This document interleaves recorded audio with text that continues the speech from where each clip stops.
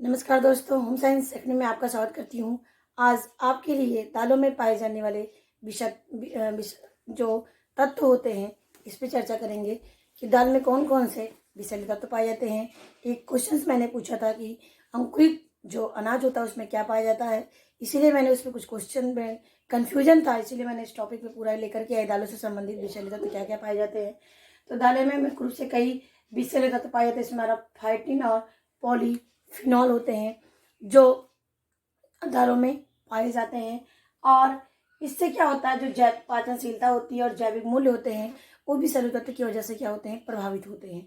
तो इस पे चर्चा करते हैं हम। और जान लीजिए इसमें मेथियोनिन, ट्रिप्टोफैन, विटामिन सी, ये 3 चीज़ें इसमें नहीं पाई जाती हैं। क्या क्या है? मेथियोनिन, ट्रिप्टोफैन और विटामिन सी इसमें नहीं पाया जाता है। जबकि जो वसा है बहुत ही 1 से 2% तक केवल वसा पाई जाती है और इसमें ज़्यादा नहीं पाया जाता, इसीलिए लोग दाल में घी डाल के खाते हैं। जो वसा की मात्रा होती है वो पूरी हो जाती है, तो जो उसमें नहीं पाया जाता। तो तीनों चीज़ें याद रखना है, मेथियोनिन और ट्रिप्टोफैन नहीं पाया जाता है, विटामिन सी नहीं पाया जाता है, और वसा भी बहुत ही न्यून मात्रा में पाया जाता है।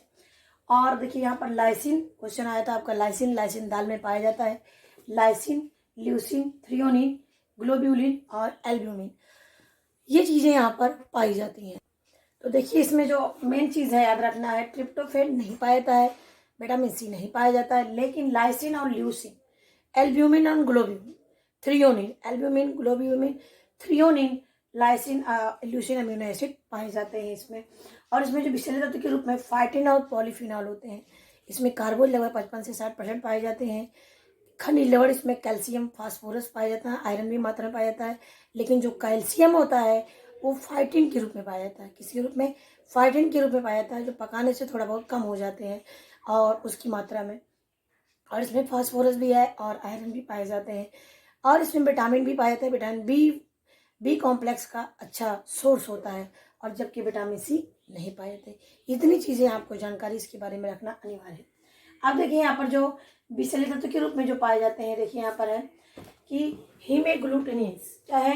हीमेग्लूटिनिन्स, ये छोटी आंत में पाए जाते हैं, जो क्या होते हैं, दालों को पचने योग्य नहीं बनाते हैं। तो देखिए ये विषैले तत्व होते हैं, छोटी आंत में हीमेग्लूटिनिन्स पाए जाते हैं।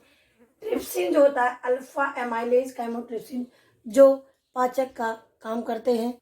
इसमें जो ट्रिप्सिन होता है वो क्या करता है, जो अल्फा एमाइलेज कैमोट्रिप्सिन होता है, जो पाचक रसों की क्रिया में अवरोध उत्पन्न करता है। यानी जो पाचक रस होते हैं जो भोजन को पचाते हैं, ये जो दालों में पाए जाने वाला ट्रिप्सिन होता है वो अवरोध उत्पन्न करता है। क्या उत्पन्न करता है? अवरोध उत्पन्न करता है, वो पचने नहीं देता है। और जो इसके साथ साथ जो कार्बोज होता है और प्रोटीन जो हमारे भोजन में पाए जाते हैं, इनको भी पचने में अवरोध उत्पन्न करने का काम करता है। कौन? ट्रिप्सिन। अब आता है हमारा एल्कलाइड्स, सैपोनिन, ग्वाइट्रोजन। देखिए ये सब सारी चीज़ों का नाम आप याद कर लीजिएगा, क्योंकि ये क्वेश्चन इसी में आता है, इसमें कौन से विषैले तत्व पाए जाते हैं। तो देखिए हीमोग्लूटिन्स, ट्रिप्सिन, एल्कलाइड्स, सैपोनिन, ग्वाइट्रोजन और केसारी दाल। सबसे इंपॉर्टेंट क्वेश्चन है आपका केसारी दाल।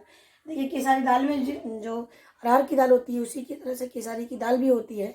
तो अरहर की दाल में क्या होते हैं, उसको मिला देते हैं। तो मिलाने से क्या होता है, जो एक केसारी दाल में टॉक्सिन्स पाए जाते हैं, जो क्या करते हैं, लगातार इसका सेवन किया जाता है। यदि मनुष्य सेवन करता है तो क्या हो जाता है, लेथोरिज्म, यानी एक तरीके से लकवा जैसे स्थिति हो जाती है। लकवा जैसे मारता है उस तरह से पैर क्या होता है, लेथोरिज्म नामक रोग हो जाता है। केसारी दाल का लगातार सेवन करने से लेथोरिज्म नामक रोग हो जाता है। उसमें टॉक्सिन्स पाए जाते हैं। अब आता है कि ये जो टॉक्सिन्स पाए जाते हैं इनको कैसे हटाएंगे, इनका क्या हटाने का तरीका है। तो ये आप याद रखना, लाइसिन, ल्यूसिन, थ्रियोनिन, एल्ब्यूमिन, ब्यूमिन ये पाए जाते हैं, जबकि मिथियोनिन और ट्रिप्टोफैन नहीं पाए जाते हैं अमीनो एसिड में। विटामिन सी भी नहीं पाया जाता है, और वसा बहुत कम मात्रा में पाया जाता है।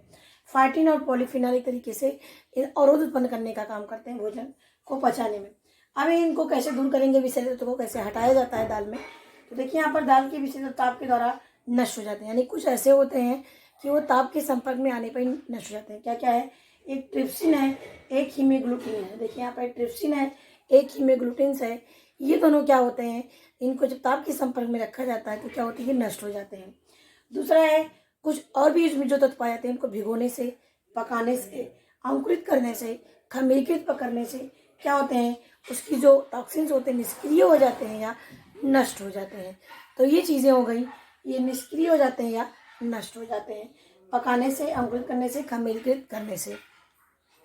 अब देखिए यहाँ पर है जर्मिनेशन। क्या है? जर्मिनेशन। जर्मिनेशन को हम क्या कहते हैं? अंकुरण कहते हैं।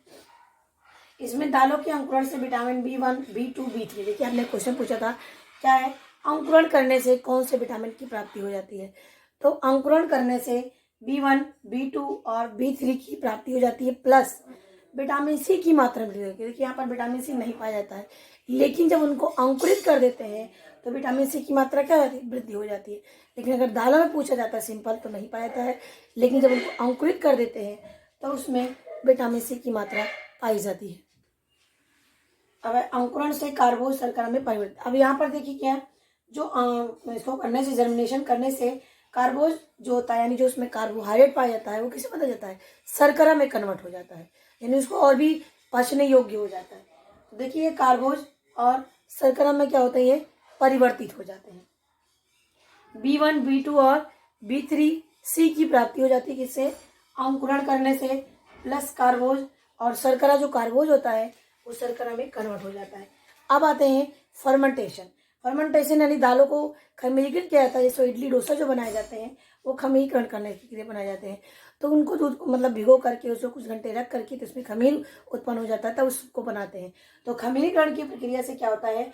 फाइटेट, यानी जो टॉक्सिन्स के रूप में फाइटेट पाया जाता है उसकी मात्रा में कमी हो जाती है। यानी जो उसमें क्या पाया जाता है? फाइटेट। क्या पाया जाता है? फाइटेट। तो फाइटेट की मात्रा में क्या होता है? कमी हो जाती है। किससे करने से? खमीरीकरण करने से। और लवण लवण का अवशोषण हो जाता है, यानी जो आयरन पाया जाता है वो भी फाइटन की अवस्था में जो पाया जाता है तो ज़्यादा पचता नहीं था वो। तो लेकिन जब वो क्या होता है, जब इसमें इसको खमीरीकरण कर देते हैं तो जो आयरन होता है उसका अवशोषण आसानी से हो जाता है, क्योंकि उसकी फाइटन की मात्रा में कमी हो जाती है और ये पाचनशील हो जाते हैं, पचने योग्य हो जाते हैं।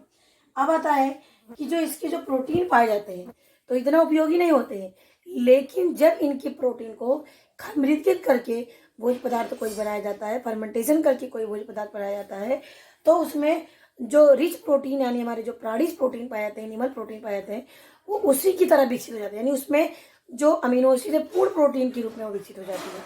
इससे करने से, खमीरीकरण करने से, खमीरीकरण करने से जो यहाँ के प्रोटीन पाए जाते हैं दाल की, वो प्राणिज प्रोटीन में कन्वर्ट हो जाते हैं, उसकी मात्रा में वृद्धि हो जाती है। अब आता है भोजन को पकाने से क्या है, यानी हम भोजन को पका देते हैं, सॉरी दाल को पकाते हैं तो इससे क्या होता है? ट्रिप्सिन प्रतिरोधक। मैंने अभी यहाँ पे बताया भी, ताप से पकाने पर जो ट्रिप्सिन तत्व पाया जाता है वो क्या होता है? वो नष्ट हो जाता है। और दाल तथा फलियों के प्रोटीन, अब देखिए जो दाल होती है, छिलके वाली दाल होती हैं, उसमें जो प्रोटीन होती है वो कोगुलेशन होने से, यानी उसको जमने से वो पचने योग्य हो जाती हैं। दालों तथा जो फलियों के प्रोटीन होते हैं, दाल और जिसमें छिलके होते हैं, उनकी प्रोटीन क्या होती है? कोगुलेशन होने से वो पचने योग्य हो जाते हैं। नेक्स्ट आता है हमारा, पकाते समय सोडा का प्रयोग ना करें। तो आपको जानते हैं यदि हम दालों में पकाने का सोडा प्रयोग करते हैं, विटामिन B नष्ट हो जाता है, B1 नष्ट हो जाता है, थायमिन। और पकाने के समय जो कम होता है, तो देखिए पकाने का जो समय होता है उसका जो ड्यूरेशन होना चाहिए, बहुत देर तक नहीं पकाना चाहिए। बहुत देर देने से जो उसमें ये तत्व लाइसिन पाया जाता है और अमीनो एसिड, जो लाइसिन नामक अमीनो एसिड पाया जाता है वो नष्ट हो जाता है। क्यों? क्योंकि बहुत देर तक पकाने से वैसे भी पौष्टिक तत्वों में क्या हो जाती है? कमी हो जाती है। तो ये भी आपको याद रखना है कि बहुत देर तक दाल को पकाते हैं तो उसमें से जो लाइसिन नामक अमीनो एसिड होता है वो क्या होता है? नष्ट हो जाता है। अब आता है तेल का प्रयोग। अब देखिए इसमें जो तेल का प्रयोग करते हैं वो भी बहुत ही महत्वपूर्ण होता है। इसमें जो होता है कि तेल का प्रयोग करते हैं, क्या करते हैं? यदि तेल का प्रयोग करते हैं तो उससे क्या होता है? जो उसका स्टार्च होता है उसका जलीकरण हो जाता है। जलीकरण हो जाने से जो उसके बाहरी आवरण होते हैं बहुत ही मुलायम हो जाते हैं। इसीलिए दाल को पकाते समय थोड़ा सा तेल भी डाल लेना चाहिए उसमें, और इसमें वसा की तो मात्रा कमी ही होती है। तो इसमें है तेल को पकाते समय, सॉरी दाल को पकाते समय तेल का प्रयोग करने से जो स्टार्च होता है उसका जलीकरण हो जाता है और मुलायम हो जाते हैं। और जिस पानी में इसको भिगोया जाए उस पानी को फेंकना नहीं चाहिए, बस उसी पानी में पकाना चाहिए उसको, और खुले में नहीं पकाना चाहिए। खुलने से उसकी पौष्टिक तत्व होती है जो दाल की वो नष्ट हो जाती है। अब आता है डीकॉर्टिकेशन क्या होता है। सबसे पहले जानिए डीकॉर्टिकेशन की प्रक्रिया किसमें होती है? दाल में होती है, दाल पर की जाती है। डीकॉर्टिफिकेशन संपूर्ण दालों के छिलकों को उतारने की प्रक्रिया ही क्या होती है? डीकॉर्टिकेशन होती है। क्या होती है? डीकॉर्टिकेशन जो है दालों के छिलके को उतारने की प्रक्रिया को ही डिकॉर्टिकेशन कहते हैं। और इसकी पाचन क्षमता, उसको उतारते हैं उसकी पाचन क्षमता बढ़ जाती है, लेकिन थायमिन कम हो जाता है। लेकिन आपको पता है जितनी छिलके वाली चीज़ें होती है उसमें क्या पाया जाता है, थायमिन पाया जाता है। तो इसकी जो थायमिन की मात्रा होती है वो क्या हो जाती है, कम हो जाती है। तो पाचन क्षमता तो बढ़ जाती है, लेकिन उसकी जो थायमिन होती है वो बढ़ जाती है, सॉरी थायमिन जो होती है कम हो जाती है। अब आता है भिगोने से क्या फ़ायदा है।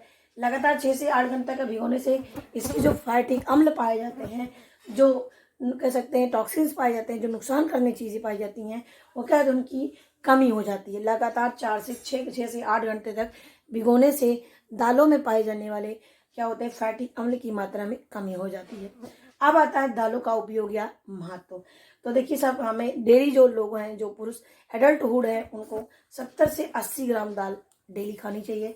लेकिन हम लोग केवल 30 से 35 ग्राम ही लेते हैं, या जो और गरीब लोग होते हैं तो पाते ही नहीं हैं, क्योंकि इतना महंगा होने की वजह से उनके आहार में नहीं हो पाता है। तो मेन कितना है, 70 से 80 ग्राम है, लेकिन ले पाते हैं केवल 30 से 35 ग्राम, और उसको प्राप्त नहीं कर पाते। कभी किसी दिन दाल चावल रोटी सब्जी खाते हैं तो उनको लगता है कि आज का कोई त्योहार है जो मिला हुआ है। तो ये चीज़ें है कि हमें 70 से 80 ग्राम दाल की मात्रा लेनी चाहिए। क्वाशरकोर और मिरामस जब रोग हो जाता है कार्बोहाइड्रेट और प्रोटीन की कमी से, तो इसमें क्या होता है, दाल और मूंगफली, यानी दाल प्लस मूंगफली दोनों को मिक्स करके खिलाया जाए तो जो ये कुपोषण की बीमारी होती है वो दूर हो जाती है। और ये देखिए, मैंने आपको प्रोटीन कुपोषण की कमी में अनाज और दालों का उपयोग एक साथ किया जाए तो कुपोषण की कमी दूर हो जाती है। वृद्धावस्था में दाल और फलियाँ, क्योंकि छिलके वाली चीज़ों का उपयोग करने से इससे क्या होता है, उनको प्रोटीन भी मिलता है, और इसके साथ साथ आंत भी साफ रहते हैं और वो स्वस्थ भी रहते हैं। तो दाल, फलियाँ प्लस मूंगफली, इन तीनों को मिला करके या इन तीनों का सेवन किया जाए। नेक्स्ट देखिए, ये दाल के साथ कोई विटामिन का मतलब से दाल में सब्जी डाल करके बना के पका लिया, यानी कोई विटामिन जैसे, यानी ये सब्जियां से संबंधित आपके विटामिन होते हैं, तो दाल के साथ सब्जियों का सेवन करके इसको पकाया जाए तो उसके पोषण मूल्य में क्या होती है, वृद्धि हो जाती है। तो ये सारी चीज़ें मैंने आपको दाल के बारे में बताया, और बहुत ही कम समय में, और इतना अच्छे से इसमें सारी चीज़ें आपको क्लियर हो गई होंगी। और ये जो मैंने टॉपिक आपको यहाँ पर बता दिया, ये आपके क्वेश्चंस हर एग्जाम में पूछे जाने वाले, दाल में कौन से विषैले तत्व पाए जाते हैं, कैसे ये दूर हो जाते हैं, कैसे नष्ट हो जाते हैं, कैसे निष्क्रिय हो जाते हैं, कितने कितने तत्व पाए जाते हैं, haemoglobin, trypsin, alkaloids, saponin, goitrogen, ये सारी दाल का टॉक्सिन ये क्या होते हैं, इनके टॉक्सिन्स पाए जाते हैं। और लेथोरिज्म क्या रोग होता है कि सारी देर का लगातार सेवन करने से लेथोरिज्म नामक रोग हो जाता है, जो लकवा की जैसा होता है। और इसमें जो विषैले तत्व होते हैं, ट्रिप्सिन और हीमोग्लोबिन, इनको पकाने से ये नष्ट हो जाते हैं। तो आशा करती हूँ आपको समझ में आया होगा ये क्वेश्चन, ये टॉपिक, और अच्छा लगा होगा तो हमें कमेंट बॉक्स में जरूर बताइएगा।